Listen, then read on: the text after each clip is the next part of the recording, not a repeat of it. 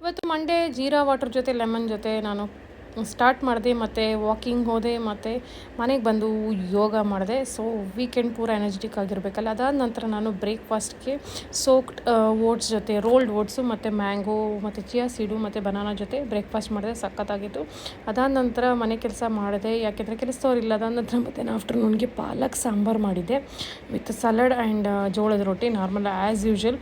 ಚೆನ್ನಾಗಿತ್ತು, light weight ಆಗಿತ್ತು, super ಆಯಿತು ತಿಂದೆ. ಅದಾದಮೇಲೆ ನನ್ನ ಮಗ ಮನೆಗೆ ಬಂದ್ಬಿಟ್ಟು ಬಮ್ಮ ಚೆಸ್ ಆಟ ಆಡೋ ಬಂದ, ಅವನ ಜೊತೆ ಸ್ವಲ್ಪ ಹೊತ್ತು ಆಟ ಆಡಿದೆ, ಒಂದೆರಡು ಗೇಮ್ ಮಾಡಿದ್ವಿ.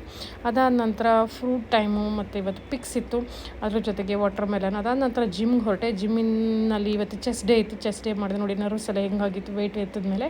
ಸೊ ಅದಾದ ನಂತರ ಮನೆಗೆ ಬರ್ತಾ ತರಕಾರಿ ತಂದೆ. ಅದಾದಮೇಲೆ ನಾನು ವೆಜಿಟೇಬಲ್ಸ್ ಎಲ್ಲ ಹಾಕಿ ನಾನು ಒಂದು 3 eggs ಹಾಕಿ ಆಮ್ಲೆಟ್ ಮಾಡ್ಕೊಂಡು ತಿಂದೆ. ಸಖತ್ತಾಗಿತ್ತು. ಆಮೇಲೆ ಚಿಯಾ ವಾಟ್ರು ಮತ್ತು ಲೆಮನ್ ವಾಟ್ರ್ ಕುಡಿದು ಆರಾಮಾಗಿ ಮಲ್ಕೊಂಡೆ.